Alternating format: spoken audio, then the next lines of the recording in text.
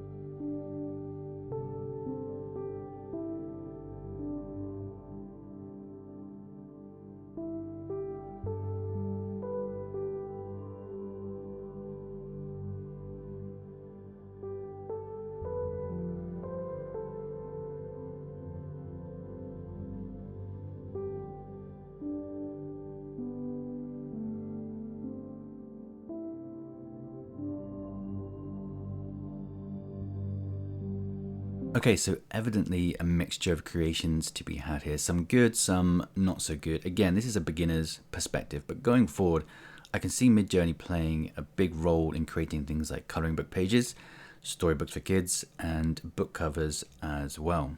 So my initial thoughts here are, this is pretty impressive stuff, right? But do I think this is a game changer at the moment? And my answer to that is, for me, no, and for your average KDP publisher, no as well, but I think it will be. And the reason for that is, one, I'd want to know 100% the legality behind selling art that has been produced through AI software, and just how that whole thing develops throughout 2023. And two, it just doesn't compare to the specifics of what a human can create in some areas.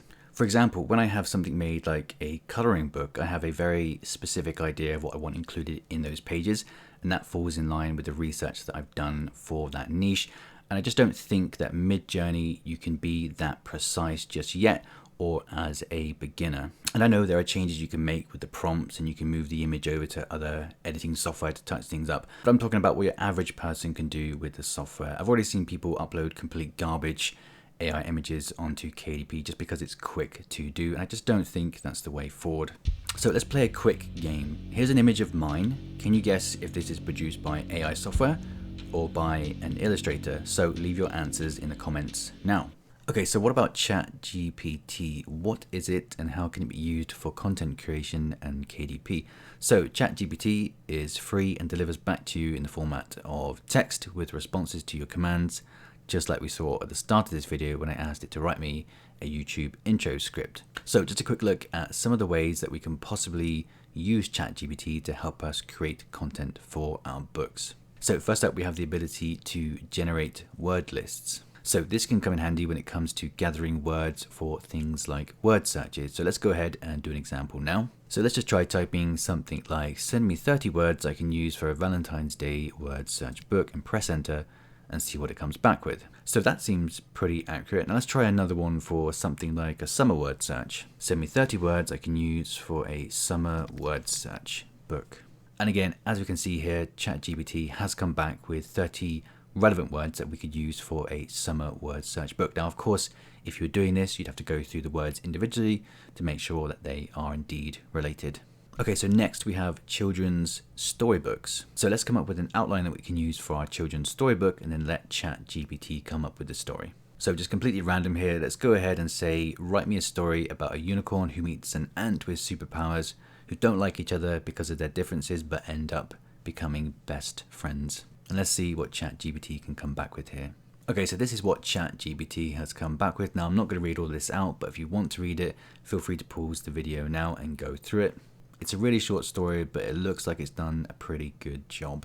So next up, we have descriptions for your book listings. So let's try, write me a product description for a 50-page animal coloring book suitable for seniors to be sold on Amazon. So looking for a fun and relaxing activity for seniors, our 50-page animal coloring book is the perfect solution. Filled with a variety of beautiful and intricate animal designs, this coloring book is sure to provide hours of entertainment. The pages are printed on high quality paper, making them perfect for coloring with a blah blah blah, etc, etc. Okay, so again, looks like it's done a pretty good job here. So again, if it comes to using this for a book description, you can go ahead and get it to produce bullet points as well. So let's do the same command, but we're going to go ahead and include bullet points in there as well and see what happens. So this time it goes, our 50-page animal coloring book is the perfect activity for seniors looking for a fun and relaxing pastime. Here are just a few reasons why it's a must-have, and then it goes through the bullet points again. Pretty accurate, pretty impressive. So the next way that we can use ChatGPT for our publishing businesses is for research. So for example, if we were thinking about creating something like a coloring book for seniors, what we can do is to ask GPT for more specifics about those type of books. So for example, we can ask ChatGPT, how thick should lines be for a coloring book for seniors? And from there we can ask, what type of images do seniors enjoy coloring in? And from here we can ask ChatGPT things like, what are the most popular themes for adult coloring books? And this gives back a few different ideas here. So that's actually quite handy stuff when it comes to research for your upcoming projects. Now, I already know what a lot of people will try and use ChatGPT for, and that is to find niches that are going to make them money on Amazon. So I actually went ahead and asked ChatGPT what niche on Amazon will make me lots of money, and the reply here was pretty good, because there is no one specific niche on Amazon that's guaranteed to make you lots of money. The success on a product of Amazon depends on a wide range of factors, including the demand of the product, competition, the pricing, branding, etc., etc. And also, if everyone is just using ChatGPT to find these hidden niches, won't they just become competitive very quickly anyway? Yes, they would. So that's just a quick look at ChatGPT as well. So my initial thoughts here are, once again, it's pretty impressive. Now, is this a game changer? I think it's pretty helpful even in its current state, although I've got my concerns. So for example, when I asked it to make me a kid's story the other day about a reindeer, it was alarmingly quite similar to one that I'd read on Amazon. It wasn't exactly the same by any stretch of the imagination, but it certainly made me think twice about using it for KDP. So would it be better to use it as a guideline and then edit the contents from there? Yes, I think that would be. And I think my concern here would be that if a lot of people start using the same commands, that a lot of people would then start ending up with the same things, stories and information that are just way too similar to each other's. So for me, I'm not actually sure how ChatGPT gathers its information. So if I was to take any information from ChatGPT to use on a listing or inside of a book, I'd want to make sure that I went through it and again just sort of altered it until it was even more unique after it was generated. So let's move on to the bigger picture here when it comes to using AI for your publishing business. So will this kill KDP because the sheer amount of books that can be created?